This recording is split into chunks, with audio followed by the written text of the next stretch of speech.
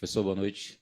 A gente conversou mais cedo, antes da partida, e você me falou que a chave para vencer o Bavi seria fazer um jogo equilibrado, tanto no primeiro tempo quanto no segundo tempo. O Bahia fez um jogo muito intenso no primeiro tempo, não conseguiu fazer os gols, e no segundo tempo não conseguiu fazer o mesmo jogo. O que faltou, né, para o Bahia conseguir um resultado melhor? Bom, eu não lembro de ter dado essa resposta para você, que nós tínhamos que fazer um jogo equilibrado no primeiro e segundo tempo. Talvez puxar a entrevista, se tiver, pode ser que eu esteja enganado. Eu acho que fizemos nem tão bom primeiro tempo. Os primeiros 15 minutos não tivemos muita produção. Depois disso, sim, tivemos o pênalti. Acho que sentimos a não ter feito o pênalti. Acho que psicologicamente você acaba sentindo um pouco. Depois do minuto 15, 20, sim, a gente comanda o jogo, tem as finalizações, bola na trave, defesa do Arcanjo, outra bola na trave.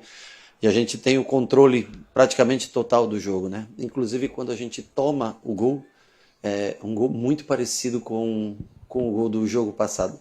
E a bola era de nosso controle, né? A gente dá o passe para o jogador do Vitória, para o Ramon, se eu não me engano, que faz o gol, né? Bobeamos um pouquinho no rebote, na área estava muito vazia a área. Nós tínhamos 4 jogadores para trás da linha da bola. Nós nunca temos, normalmente nós temos 3 jogadores, mas muito melhor encaixado. Mais uma vez um erro de posicionamento, porque eles tiveram uma chance de tirar a bola, não tiraram, bateu, subiu, tiveram a segunda chance, o Gabriel disputa, e nós fomos afastando e deixamos. Tivemos a oportunidade de matar esse contra-ataque no campo de defesa, e depois ainda conseguimos cometer o último erro, que foi praticamente a gente dar uma assistência para a finalização do Vitória. Com relação ao primeiro tempo fantástico de oportunidades criadas, fantástico não, desculpa, muito bom primeiro tempo, de muitas oportunidades, muito controle de jogo, muita troca de passe, muito infiltração de Juba, infiltração de Eric, infiltração de Nico.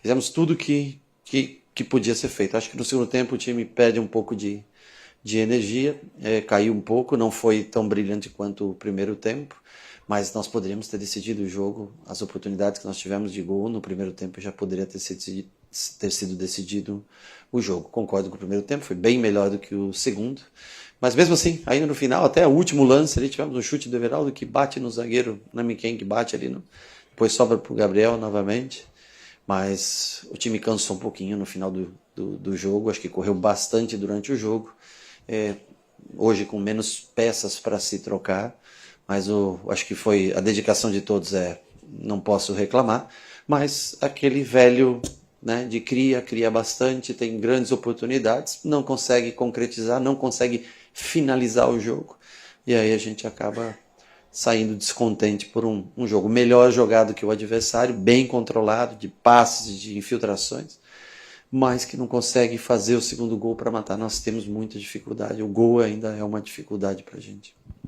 Sene, no tema, né, dos tempos, né, nós vimos no sábado um primeiro tempo ruim, abaixo. Ruim. Segundo tempo espetacular, sim, muito bom. Hoje foi o inverso, né? O primeiro tempo o Bahia foi muito dominante, poderia até matado o jogo no primeiro tempo, e o segundo tempo que o Bahia praticamente quase não chegou no gol do Vitória. É o seu desafio para essa temporada agora, para a Copa do Brasil e Campeonato Brasileiro, o seu grande desafio em fazer com que esse time possa jogar os dois tempos da mesma forma? Não, pode ser que a gente consiga melhor condicionamento físico, tendo um espaçamento entre um jogo e outro maior, mas são equipes que vêm fechadas, jogam lá atrás da linha da bola. Você precisa de uma parte de um refino técnico também maior para você poder construir jogadas, e às vezes a gente se afoba um pouco, né? Calma, né? Vamos construir da maneira correta. Foi assim que nós vencemos o Vitória no último dia. E também no final levamos pouca vantagem de 1-1 dos lados. Michel voltando de lesão de bastante tempo parado também. Hoje, né, faltou Everton, faltou Caio, faltou alguns jogadores que poderiam acrescentar um pouco mais na construção de jogo, entrando durante o jogo, mas que a gente possa sim ser mais equilibrado, logicamente, entre os dois tempos, não fazer tempos distintos como foi no último jogo e como foi no jogo de hoje. Boa noite, Rogério. Daniel Marinho, Rádio Metrópole. Bom, com a ausência do Everton Ribeiro, machucado, sim, fora dessas próximas partidas, O time que o torcedor pode esperar é essa mesma equipe ou pode haver mais mudanças com o retorno de fato do David Duarte, Michel Araújo? Não, a gente espera Michel já para o próximo jogo em melhores condições. O David, acredito que possa estar disponível, não sei em que condições ainda, em ritmo, né? Ele está treinando, começou essa semana, na segunda-feira foi o primeiro treino dele com a gente, né? Então ele fez 2 treinamentos somente com a gente, vai treinar agora mais sexta e sábado com a gente para ver como é que ele está em condições físicas. Eu acho que são os 2. E o Caio talvez possa ter chance também de estar com a gente. Logicamente, são 3 opções que já ajudam bem mais, dão uma oportunidade melhor de fazer trocas ou de fazer escolhas, mas o grupo praticamente é esse, lógico, tem ausência desses 6, 7 jogadores, 8 jogadores aí que fazem bastante falta, mas no grosso modo é esse o grupo que vai ter o acréscimo de mais 1 ou 2 atletas aí para o jogo contra o Internacional. Boa noite, Rogério. Se questionou muito o Jean Lucas nos jogos anteriores, que ele não vinha jogando o futebol que levou ele até a seleção brasileira. Mas esses 2 últimos jogos, ele fez 2 belas partidas, independente dos gols, mas a movimentação que ele teve e tal. Isso deve ser ao fato de você ter colocado o Eric no setor de meio campo, essa mudança do Eric estar ali no setor de meio campo. O Jean Lucas teve mais liberdade para estar dentro da área, alguma coisa desse tipo?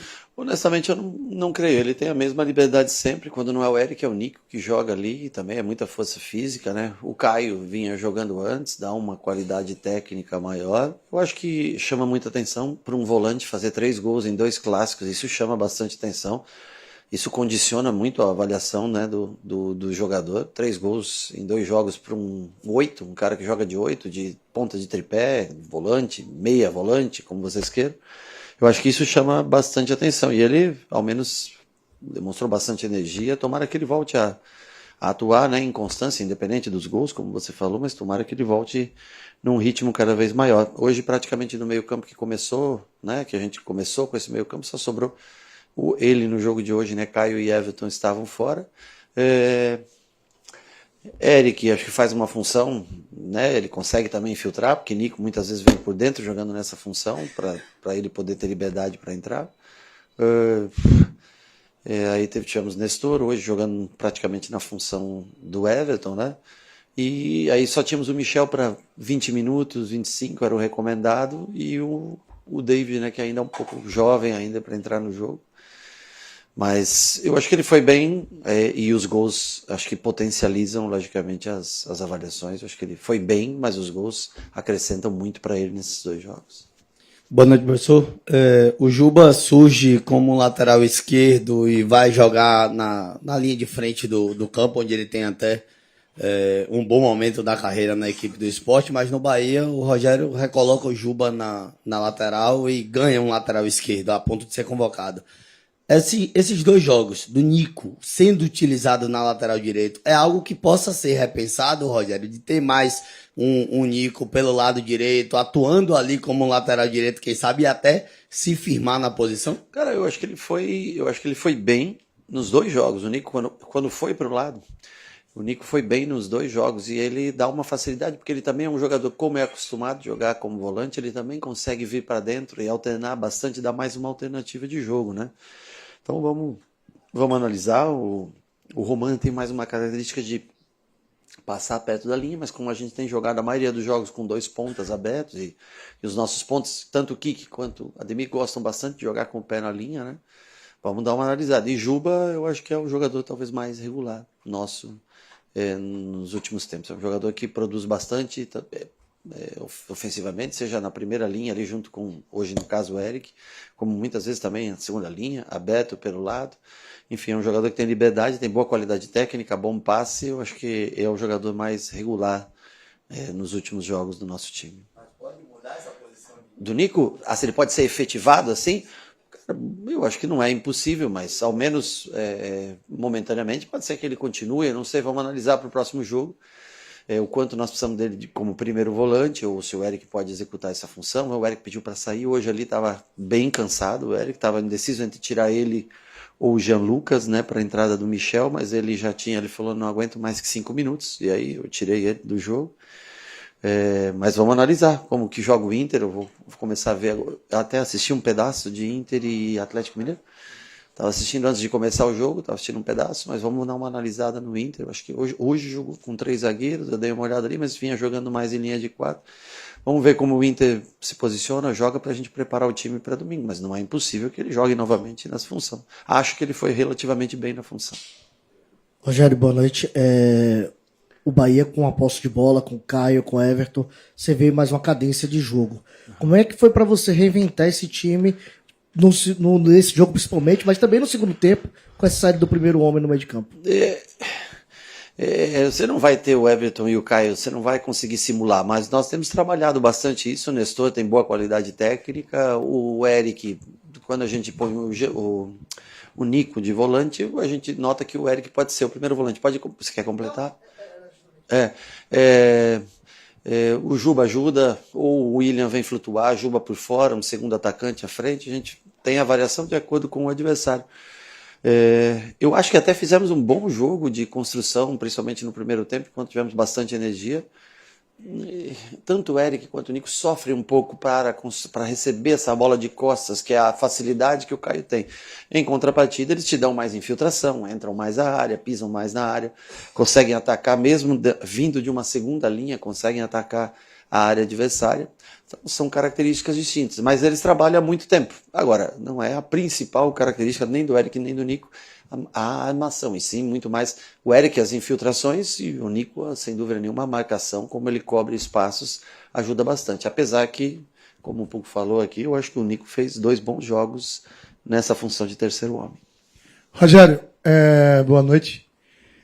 Os detalhes modificam os jogos. Sim. E os resultados acabam modificando parcialmente para alguns as análises. Você, com 3 minutos, poderia ter uma história muito mais fácil para ser contada do ponto de vista do jogo jogado. Porque com um gol a favor, seu time teria um outro prisma, um outro panorama. E falam de pênalti. Você foi um exímio batedor e defensor quando batia-se mal. Quando você tem um centroavante, como você tem o seu centroavante escolhido, que de 10 pênaltis perde 4, o que fazer com esse atleta, que para mim hoje foi extremamente displicente na batida, tá? Batida extremamente displicente, fraca, a meia altura para o goleiro ter a vida fácil. Mas não estou dizendo que ele é ruim. Hoje, para mim, foi displicente a batida. Mas de 10, perde 4. O que fazer, o que treinar, o que conversar, porque esse detalhe poderia ter mudado o seu jogo. Eu sempre sou eu acho que é um número excessivo, logicamente, de pênaltis desperdiçados. Se você está me falando, eu não sei esse número de fato, né? Se são de 10, são 4, né? Acho que até em 2 ele faz o gol no rebote, se eu não me engano, né? Eu acho que às vezes você tem que dar um tempo. Claro, podemos tentar preparar um outro jogador, de repente, na próxima função. Parar por 1, 2 jogos, 3 jogos, né? 2 pênaltis, colocar um outro jogador para bater. Às vezes o atleta perde um pouco de confiança na batida de pênalti. Eu não vou julgar se foi displicente, eu vejo o ângulo da onde eu estou ali, eu não vou julgar isso. Eu acho que o atleta sempre bate com a convicção de fazer, mas talvez ele tenha perdido um pouco a confiança. Ele bateu pênaltis importantíssimos aqui já pra gente também e fez gols, né? Mas às vezes é como você fala, você pode, né? É um detalhe muito importante, porque o Vitória teria que vir para cima da gente. Eu acho que ficaria mais espaços ainda para a gente jogar. Infelizmente, o gol, ele, além de não ser somado no placar, naqueles 2, 3 minutos de jogo, você retrai um pouco, né? Dá aquela, é uma ducha, né? Você tá ali esperando a expectativa, a bola entrar 1-0. Então a gente dá uma barrigada, demora ali para subir um pouco, para voltar para o jogo depois daquela penalidade. Com relação, nós temos Juba, que bate bem, o Everaldo, quando bate bem também, o jogador. Nestor bateu bem os últimos 2 pênaltis que bateu. Vamos tentar também treinar outro jogador para que esteja à disposição. Às vezes é necessário, às vezes dá um tempo para um jogador que está acostumado a bater. Ele bate bem, o William, nos treinamentos, bate muito bem pênalti. Não sei o que né, às vezes essa confiança baixou um pouquinho. Vamos estudar melhor para ver se a gente consegue ter uma segunda opção para em casos próximos de ter um pênalti, a gente possa executar. Boa noite, Rogério. Falando sobre trocas, né?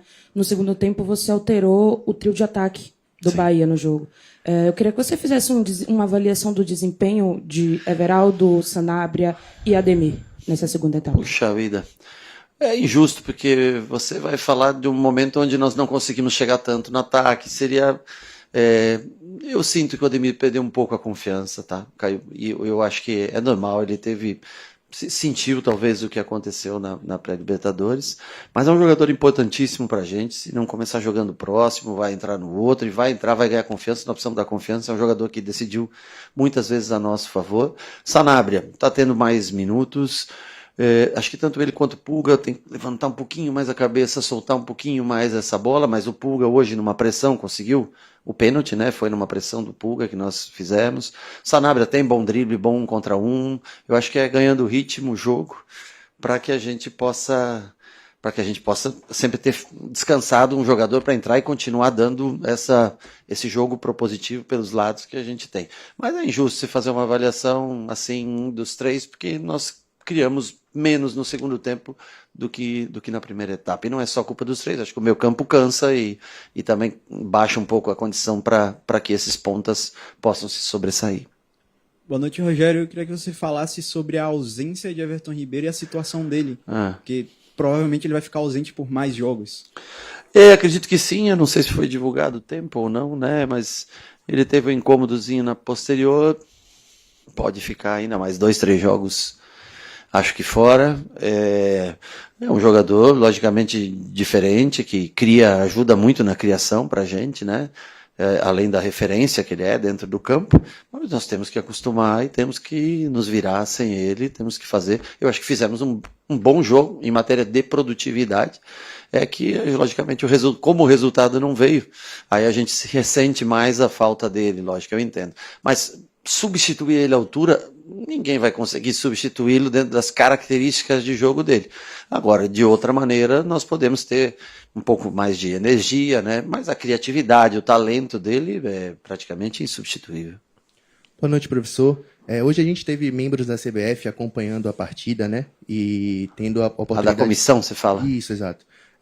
Tendo a oportunidade de acompanhar de perto o Luciano Juba. E você Sim. comentou agora há pouco que é o jogador mais regular dessa equipe. Sim. Como é que está a expectativa do elenco em relação a mais uma convocação do Juba? Quem sabe a Copa do Mundo que está chegando perto? Eu torço muito por ele. Acho ele merecedor. O menino do Mônaco machucou, não?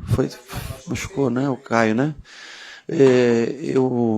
Eu sei que, logicamente, para a gente, o primordial e o principal é o que o Bahia faz, o que acontece aqui. A seleção é um bônus na vida do atleta, eu acho que é muito individual, e logicamente a gente torce e fica feliz. E eu acho que ele tem condições de jogar uma Copa do Mundo. Acho que ele tem condições de... Não vou nem me alongar, mas sei lá, Militão na direita, Juba por dentro, tal, fazendo um lobby para ele, né? Mas aí, lógico, pelo amor de Deus, tem um treinador que é muito mais experiente e muito mais capacitado do que eu para fazer suas escolhas. Mas o Juba é um jogador, para mim, não surpreendente, porque eu conheço o que ele faz no dia a dia e nós trabalhamos muito para que ele jogasse nessa função que ele faz hoje. Torço por ele, que o Bahia possa ter um jogador numa Copa do Mundo que seria especial. Tudo bem, Rogério? Boa noite. Bom, em coletivas anteriores, você mencionou pequenos lapsos que atrapalham a tomada de decisão dos atletas e muitas vezes o time acaba sofrendo gols em razão disso. Hoje acabou de acontecer uma falha na tomada de decisão ali, num lance, né, circunstancial, de um gol que poderia condicionar melhor o contexto da partida. Você fala do último passe que nós erramos ali? Não, do pênalti propriamente. Efetivamente, do pênalti que poderia ter feito com que o Bahia... Entendi, desculpa. Então, assim, por um lado a gente tem essa questão, mas por um outro lado a gente tem um Bahia que ainda está invicto no Campeonato Brasileiro. Então, falando especificamente de campeonato, como é que está o copo? Está meio cheio, está meio vazio? E as expectativas para a decorrência do campeonato?